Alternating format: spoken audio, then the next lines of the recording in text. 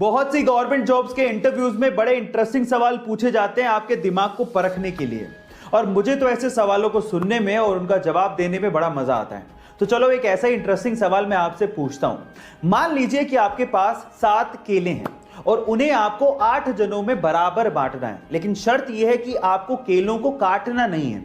तो अब आप ये काम कैसे करोगे, यही आपको बताना है। सोचिए आराम से। सोच लिया? तो चलो मैं इसका आंसर बताता हूं। देखिए आपको करना क्या है, उन 7 केलों का शेक बनाना है और फिर उसके बाद आपको 8 जनों में बराबर बांट देना है। आपको केले काटने भी नहीं पड़े और बराबर बट भी गए। गाइस, है ना इंटरेस्टिंग सवाल? गाइस, हम में से अधिकतर लोग एल्बर्ट आइंस्टाइन को सबसे ज्यादा बुद्धिमान मानते हैं और उन्हीं के आईक्यू लेवल से सबके आईक्यू लेवल का कंपैरिजन किया जाता है। लेकिन क्या आपको पता है कि एल्बर्ट आइंस्टाइन खुद किसको सबसे ज्यादा बुद्धिमान मानते थे? चलो मैं आपको बताता हूं। एक बार किसी रिपोर्टर ने एल्बर्ट आइंस्टाइन से पूछा कि सबसे ज्यादा बुद्धिमान व्यक्ति होना कैसा लगता है, क्या आप बताएंगे? तो उसके ऊपर जो एल्बर्ट आइंस्टाइन ने जवाब दिया वो आप लोगों को सुनना चाहिए। उन्होंने कहा, मुझे नहीं पता। आई थिंक ये सवाल आपको निकोला टेस्ला से पूछना चाहिए। गाइज, अगर निकोला टेस्ला नहीं होते तो ऐसे बहुत सारे इन्वेंशंस हैं जो कि कभी पॉसिबल ही नहीं हो पाते। इसीलिए साइंस कम्युनिटी उन्हें सबसे ज्यादा बुद्धिमान और जीनियस मानती है। गाइज, आपका इसके बारे में क्या ख्याल है? चैट सेक्शन में जरूर लिखिएगा।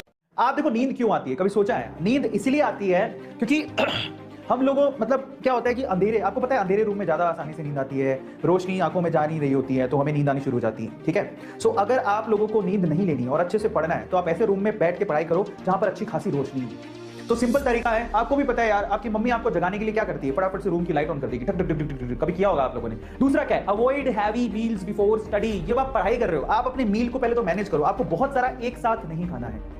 जरा समझिए, जब आपको एनर्जी की जरूरत हो तो आप टुकड़ों में खाने को खाइए और बहुत सारा एक साथ मत खाइए। तो मैं आपको कहता हूं, देखो, रात में हल्का खाना खाओ। दलिया खा सकते हो, थोड़े बहुत चावल खा सकते हो ताकि वो पेट साफ रहे। चावल आप अपने दही के साथ खा सकते हो, दलिया खा सकते हो, ओट्स खा सकते हो, जो नॉर्मल खिचड़ी खा सकते हो। लेकिन कई लोगों को ऐसा खाना पसंद नहीं है। लोगों को चाहिए पराठे, खूब सारे पराठे उड़ेल देंगे, फिर कहीं हम लोग नीट की तैयारी कर रहे हैं। तो टॉपर बच्चे को देखोगे ना तो वो रात में बड़ा हल्का खाना खाता है ताकि उसे लंबे समय तक वो रात में लॉन्ग टाइम पे स्टडी कर सके। अगर आप लोग पढ़ाई करनी है तो पढ़ाई देखो कभी अपने गद्दों में नहीं होती है, अपने बेड पर नहीं होती है पढ़ाई।